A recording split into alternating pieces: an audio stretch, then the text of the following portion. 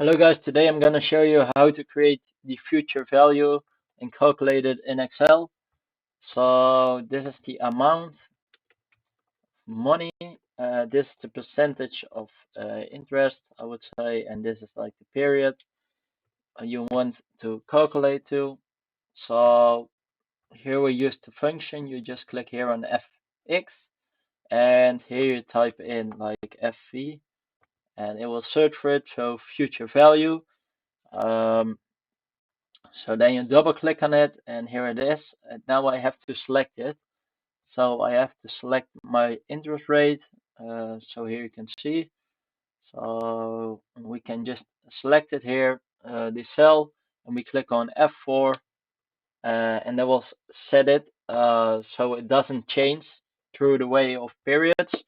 And then you click on number, so you click on 10 periods, and then you click on the number or the amount you want to use. So it's wait, let me click it, the present value, so the value it is right now, and set up minus before it to let it work out.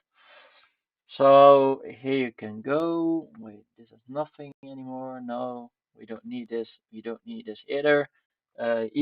So type it for you can type in 1 for the payment at the end of the period and a 0 for the payment at the beginning.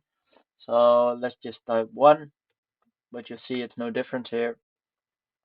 And this is the future value. So in a period of 10 years with 5% interest and your starting amount is 5,000, we can see it calculates up to 8,144.47 euros.